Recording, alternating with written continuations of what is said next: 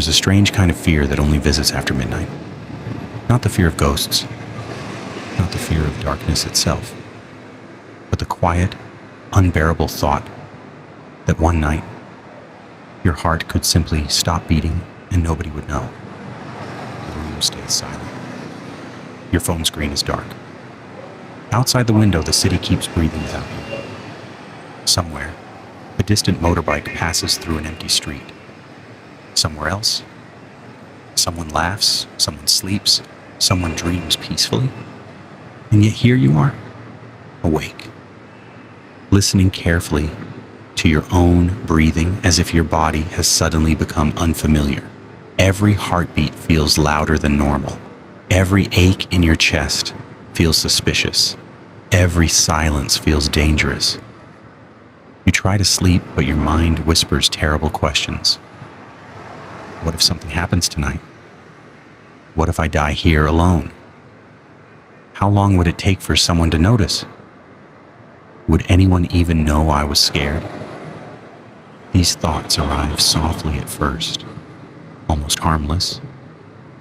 But the deeper the night becomes, the heavier they grow. Because nighttime has a cruel way of making us feel smaller than we really are. In daylight, life distracts us. Notifications, conversations, responsibilities, traffic, sunlight. They protect us from hearing the deeper fears hidden underneath our minds. But after midnight, there is nowhere to run, only you, your breathing, and the terrifying awareness that life is fragile. Some people are afraid of dying because they love life too much. Others are afraid because they feel they haven't truly lived yet. And some are not even afraid of death itself. They are afraid of disappearing quietly, without warmth, without goodbye, without someone beside them saying, "I'm here." Maybe that is why your chest feels tight tonight. Not because you're weak, not because you're broken, but because deep inside every human heart lives a silent desire to be seen, to be remembered, to matter enough that our absence will be noticed. And when the world becomes quiet enough, that hidden fear rises to the surface like a shadow floating through a dark room. The worst part is that your mind begins creating stories. You imagine your phone untouched for days, your unfinished conversations, your favorite songs still waiting in a playlist, the cup of water beside your bed remaining exactly where you left it, life continuing without pausing for you. That thought can make even the strongest person feel cold inside. So tonight, while the ceiling stares back at you and sleep refuses to come, maybe you're not simply overthinking. Maybe you are confronting one of the oldest human fears of all, the fear of being alone at the edge of existence. And strangely enough, millions of people have felt this exact fear before falling asleep. They just never say it out loud. But tonight, here in the quiet darkness, we finally will. The fear of dying alone at night rarely appears without a reason. Sometimes it begins after hearing a story online. A person found days later in a quiet apartment. A final message never answered. A light left on in a room nobody entered. Sometimes it comes after losing someone unexpectedly, a family member, a friend, someone who seemed healthy yesterday and was suddenly gone today. And sometimes the fear grows from something even quieter. Loneliness.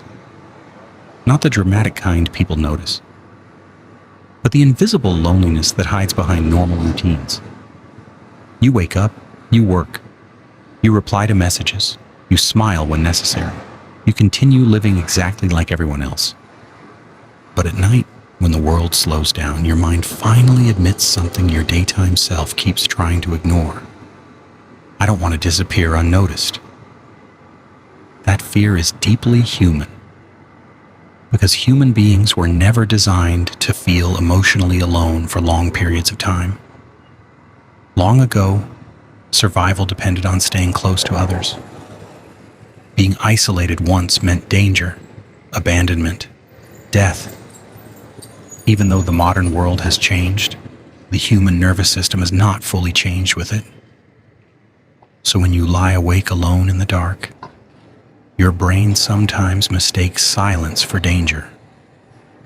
That is why your thoughts become louder at night. Your body becomes more alert. Your heartbeat feels strange. Your breathing suddenly feels manual, unnatural, fragile. You begin checking yourself constantly. Is my chest okay? Why does my arm feel weird? What if this is the beginning of something serious? The frightening thing is that anxiety can imitate physical symptoms so well that the fear feels real inside the body. A racing heart, tight chest, dizziness, shallow breathing. And because you are already afraid, every sensation becomes evidence for the next terrifying thought. A cycle begins. Fear creates physical symptoms. The symptoms create more fear. And the fear grows stronger in the silence of the night. But underneath all these thoughts, there is usually a deeper truth hiding quietly. Many people who fear dying alone are not obsessed with death itself. They are grieving connection. They are exhausted from carrying invisible emotions alone. They are tired of pretending they are okay during the day. They secretly wish someone would sit beside them at 2 a.m. and simply say, "You don't have to carry this by yourself tonight."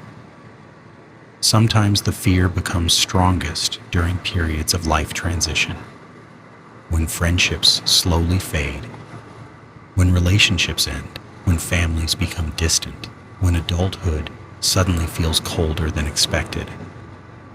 The older we grow, the more we realize that life is fragile in ways nobody prepared us for. As children, nighttime felt peaceful. As adults, nighttime sometimes becomes a mirror. It reflects every unresolved fear back at us. Fear of illness, fear of regret, fear of time passing too quickly, fear that maybe we are more alone than we admit. And yet, there is something important your midnight thoughts are not telling you. The fact that you fear death so deeply is also proof that you still care about life. People who truly feel nothing rarely worry this much. Your fear reveals attachment, love, hope, the desire for tomorrow. It means there are still things inside you that want to stay, even now, even during your darkest nights. And maybe tonight, instead of fighting the fear aggressively, you can try listening to what it is actually asking for. Maybe your mind is not saying, you are about to die. Maybe it is saying, you need comfort. You need rest. You need connection. You need gentleness. Because exhausted minds often transform emotional hunger into catastrophic thoughts, especially after midnight. This is why the fear usually weakens in daylight. Morning sunlight enters the room. The body relaxes. People start messaging again. Traffic returns. Life becomes noisy enough to distract the mind. And suddenly the terrifying certainty from 2 a.m. feels strangely distant. That alone tells you something important. Not every thought that feels real at night is true. Nighttime magnifies emotions. It stretches shadows across the walls of the mind. But shadows are not always reality. So what can you do during nights like these? First, stop punishing yourself for having the thought. You are not crazy for fearing death. You are human. Second, bring yourself back into the present moment gently, not tomorrow, not imaginary tragedies, just this moment. Feel the blanket around your body. Listen to the faint sounds outside. Notice that right now, in this exact second, you are still here, breathing, alive, safe enough to listen to this voice. Third, remember that loneliness lies to people. It tells you nobody would care, nobody would notice, nobody would come looking.